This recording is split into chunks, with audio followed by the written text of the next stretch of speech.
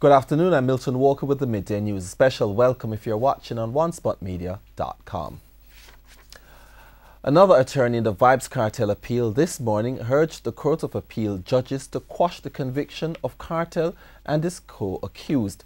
Cartel's attorney, Valerie Robertson, said the judges should not order retrial in this matter. She told the court that there are several issues in the case that prevented her client from getting a fair trial. She pointed to issues such as prosecutorial misconduct, adverse publicity by the police, jury contamination, the judge's failure to carry out his judicial functions, among other things. Ms. Robertson says all these issues point to the cumulative effect of an unfair trial. Cartel, along with Sean Campbell, Andre St. John and Kahira Jones, were convicted of murder in 2014. A federal judge in North Dakota in the United States has ordered that cash and jewelry seized from a Jamaican man who was the mastermind of a large lottery scam in the United States be liquidated and proceeds paid to victims. The property was seized from Laverick Willocks when he was arrested in Jamaica in November 2016. The property includes the equivalent of nearly $12,000 and jewelry of unknown worth. Authorities say at least 90, mostly elderly Americans, lost more than $5.7 million to the scam operated out of a mansion in Kingston where Willocks lived with his mother.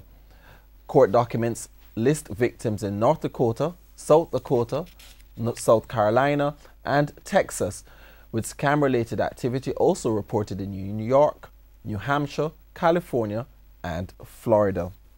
Willocks pleaded guilty to a conspiracy in a deal with prosecutors and awaits sentencing. He faces up to 40 years in prison, although prosecutors will recommend about 10 years because he cooperated with them. The Ministry of Justice is reporting success in its efforts to reduce the number of human trafficking cases island-wide. In a press briefing currently on the way at its offices, it was revealed that over a 5-year period, 82 victims have been rescued. Justice Ministry officials noted that 3 prostitution rings have been dismantled while 30 suspected traffickers have been arrested. The Justice Ministry also pointed out that so far 5 convictions have been secured against individuals involved in the trafficking of persons, with 18 cases still before the court. However, since the start of this year, 5 alleged traffickers have been charged and 1 has been convicted. The convicted trafficker has been identified as Ocean Morgan. She will be sentenced later this year. The Clarendon police are awaiting a post-mortem to determine the cause of death of an elderly man whose decomposing body was found in bushes early yesterday morning. The dead man has been identified as 82-year-old Adolfo Swack of Lioneltown. Mr. Swack was last seen at a football field close to his house before he disappeared on June 1. A search was launched by family members and the police, but that was unsuccessful. The decomposing body was discovered by a cattle farmer in an area known as Moorlands. A major investigation is now underway following a physical altercation between sellers at the Vendors Arcade in Clarendon and the Metropolitan Police Saturday afternoon. Jeline Pearson has the details. The video footage shows Francine Reed, a vendor who sells in the vicinity of the shopping mall in the parish, on the ground suffering from injuries she allegedly received from the Metropolitan Police last weekend. The dispute allegedly started when the vendors tried to take back the goods confiscated by the officers. 2 of the vendors say they were pepper sprayed and beaten. Francine Reed gave details on the injuries she received.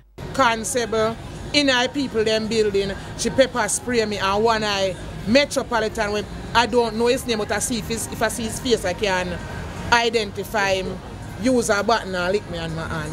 My face, my eyes, them still a gravel me, and me I feel pain on my shoulder and my hand and my stomach where the pepper spray go down my throat. Nicola Russell, a vendor who says she was pepper sprayed during the altercation, gave details on the incident. Normally when we see the police officers coming by, we always take our things and hide them. Our things was hidden on the private property of the mall, just behind the mall there. When the police, the Metropolitan bus drove up, they stopped by, took out phone, they were videoing us, and we stood and watched them. Well, they went around to take away our both me and Miss Francine Reed goods when I went to see if I could grab back some of my things. What we normally do. And I was pepper sprayed in my eyes, straight directly into my eyes. Ms. Reed is not only concerned about the injuries she received, but about the other items that were taken from her. They take away my bag with my phone, my money. I sell $12,800 and none come back. They care about my purse and give it to a young man which was standing out here to give to me. No phone, no money come back in the purse until this morning. Ms. Reed said this is not the first time her goods have been confiscated for illegal vending. When TVJ News spoke with the head of operations at the Maypen Police Station, Superintendent David White, he said the matter is being investigated. Jeline Pearson, TVJ News. Brace yourselves. That's the warning from the All Island Cane Farmers Association, as it says a price increase might be coming for sugar due to increased production costs. This comes as drought conditions are affecting farmers in parts of the island. Speaking with TVJ News this morning, Chairman of the association, Alan Ricketts, says even though cane is a crop that is able to withstand all weather conditions, the persistent dry spell will reduce the amount of sugar which can be generated from each plant. Hence the increased cost. If your production suffers and your income falls, the cost of inputs will remain the same. So therefore, you are going to lose out in terms of production versus cost. There's very little you can do in terms of spending money. That is, you can't truck water to water cane. And therefore, there isn't really an extra cost. You can't pay to overcome drought in terms of supplying water.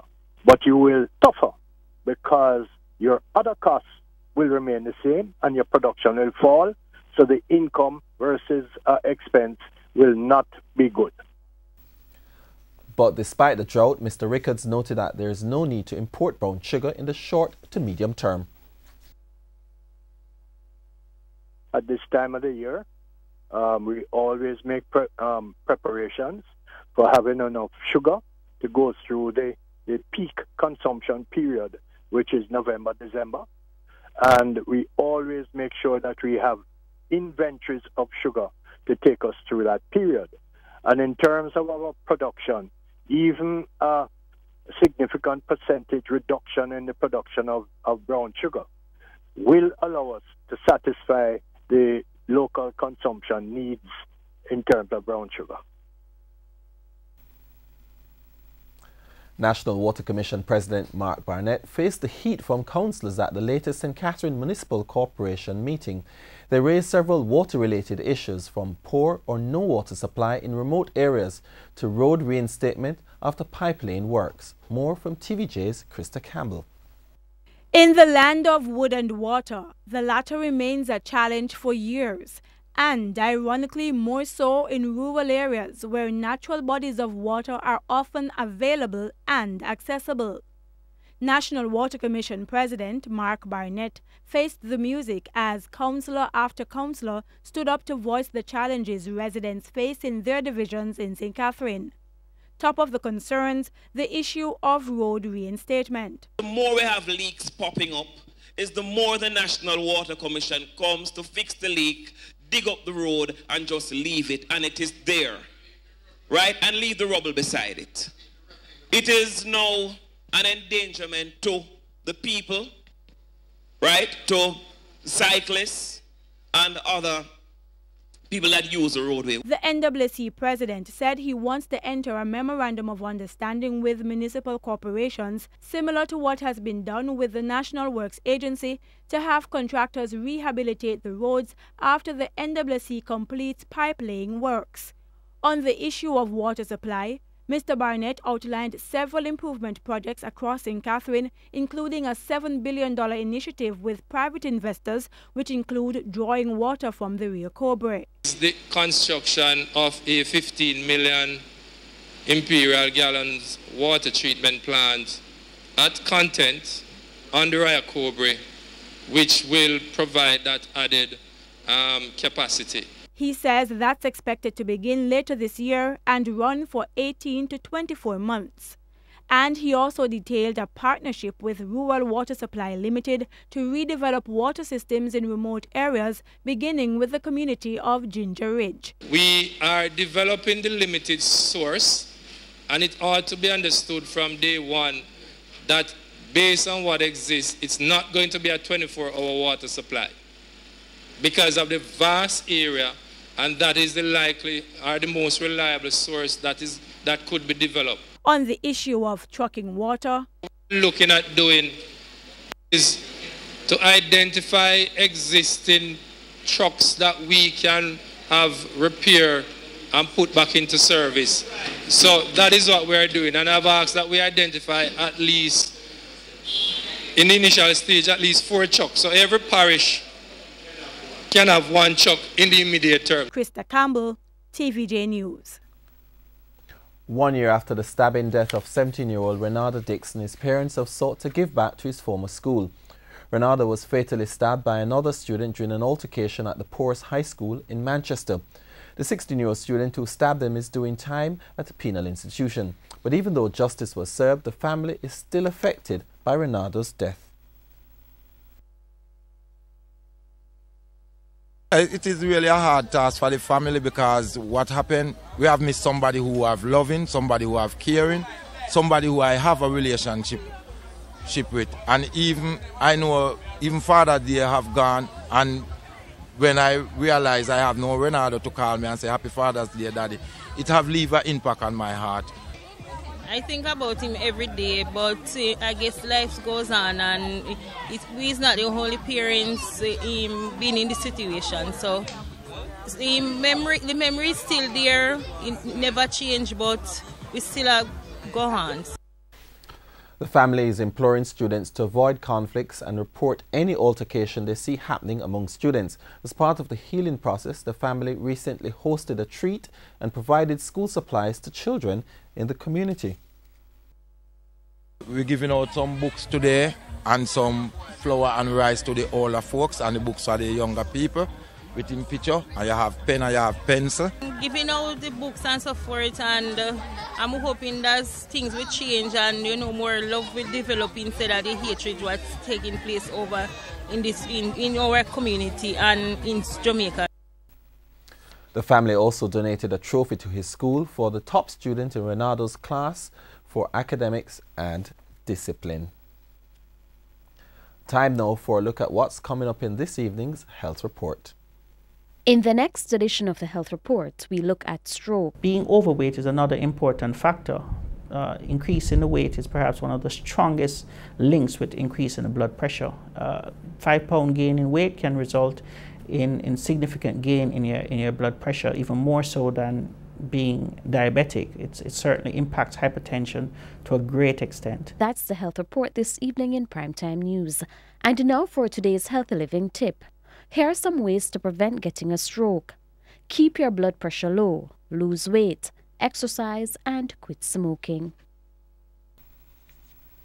In news overseas, the 12 members of a youth soccer team and their coach, who spent more than 2 weeks trapped in an underground flooded cave in Thailand, have appeared in public for the first time. They were speaking during a press conference this morning. For more, we go to the CNN. Oh yeah, one of them said, I was really worried when we first got trapped because I thought my mum will get really, really mad at me. But I think all is forgiven. The mums and dads are very, very pleased to have them out. And the first to speak was this boy, Adun, who is actually ethnic Burmese tribal minority being schooled by a Christian church over here in Thailand. And he was the one, because he spoke English, had the first encounter with the British divers when they went into the cave. Here's what he said. We heard a human voice, so we want to rush to see them so that they can see us and give us help. When they got out from the water, I was a bit surprised, so I just greeted them.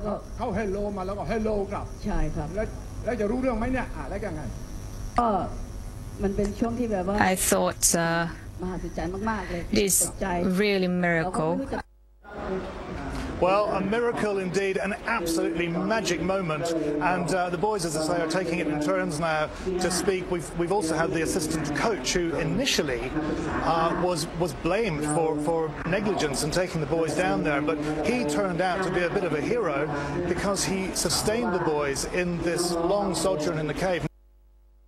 In sports, leading jockey Anthony Thomas has appealed his 5-race day ban and a $30,000 fine handed down by the Jamaica Racing Commission, the JRC, for causing intimidation and interference to several horses over the course of 2 separate race days. The details from Denise Walters.